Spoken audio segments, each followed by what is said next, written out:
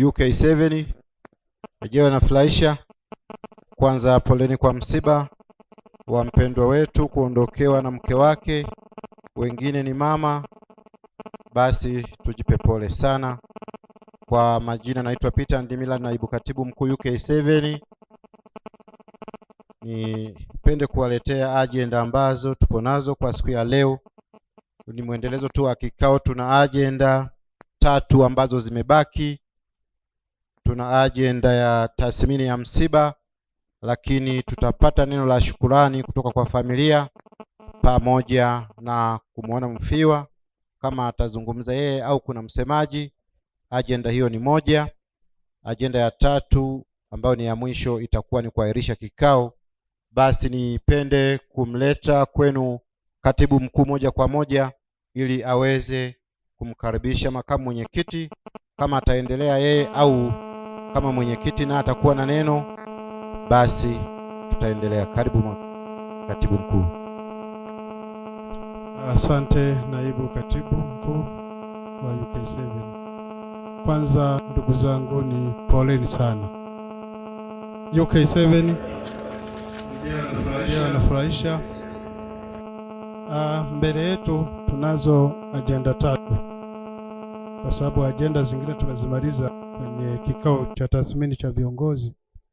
Niombe tutumie hizi agenda 3 ili kuokoa muda kwa sababu ya mazingira tulionayo. Mheshimiwa Mwenyekiti, tunayo agenda ya tathmini ya msiba, tunayo agenda ya neno la shukrani kutoka familia, na agenda ya mwisho itakuwa ni kuahirisha kikao. Lakini kabla sija kukaribisha Mheshimiwa Mwenyekiti, ombe mwenyekiti wa itifaki UK7 asimame. Ninalo tangazo kidogo. Mwenyekiti wa UK7 itifaki. Mheshimiwa mwenyekiti wa itifaki, nadhani unafahamu nembo yetu UK7 ni vitambulisho. Sasa kwa sababu nembo yetu kubwa ni vitambulisho, na mwenyekiti au viongozi wangu swala hili walishalisema, na bahati nzuri leo, si bahati mbaya, hata mkubwa wangu wa kazi hana kitambulisho. Sasa sijui mwenyekiti wa itifaki hilo utalisemaje? Naomba nikukabidhi mwenyekiti wa itifaki. Karibu. Ndugu zangu wapendwa wa UK7, sifiwe. Nishukuru kwa namna ambavyo katibu mkuu wa UK7 amenihitaji kusema kidogo kwa ajili ya hili jambo muhimu ambalo ni utaratibu wa UK7 ambao tumejiweka wenyewe.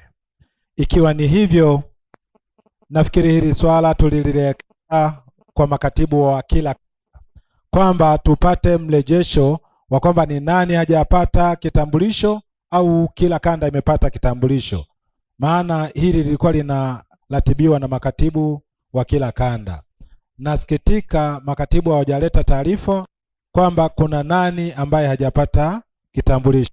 Lakini kimsingi hivi vitambulisho vinapatikana kwa makatibu, na makatibu walikuwa nawasiliana na mwazini wetu wa UK7 na ndiye aliyekuwa na vitengeneza vitambulisho.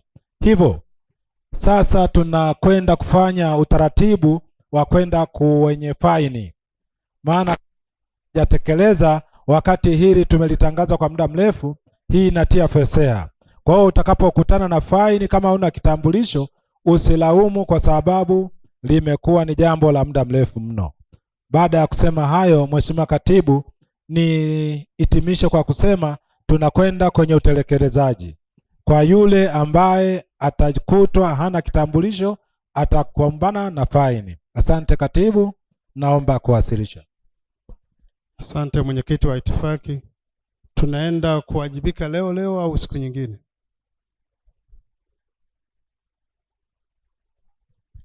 Sijaelewa umeuliza nini, kwamba tunaenda kwa leo au siku nyingine? Ni taarifa kutoka kwa makatibu wa kila kanda. ili tupate orodha ya watu ambao tayari wameshawahudumia kuhusu habari ya vitambulisho. Asante mwenyekiti wa itifaki, baada ya majibu yako basi nipende kutoa tangazo kwamba kwa sababu leo niwaingize kwenye msamaha rasmi, lakini nitoe tahadhari kwa wale ambao hawana vitambulisho. Likitokea tukio jingine, hakikisha una kitambulisho. Kama huna kitambulisho, utahakikisha umeshikilia 100,000 mkononi, utaikabidhi kwa mhasibu wetu wa UK7. Mwenyekiti, baada ya maneno naomba nikukaribishe uendeshe kikao. Karibu sana.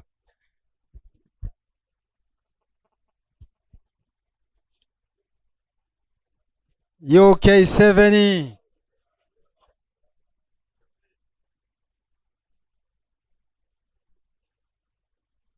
Naomba tusikilizane. UK7. Yajayo yanafurahisha.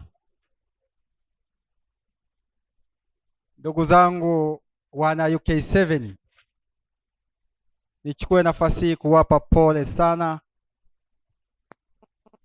hasa kanda ya Katoro,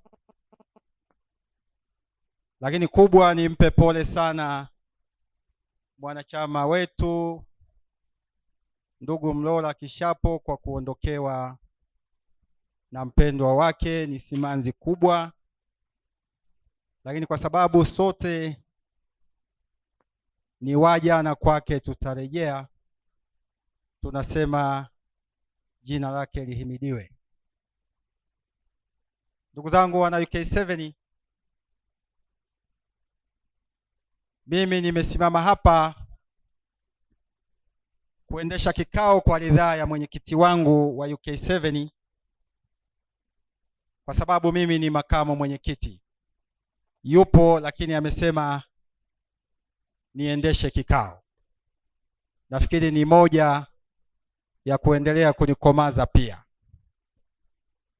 Ndugu zangu wana UK7, tulikuwa na mwendelezo ya vikao kama alivyosema katibu.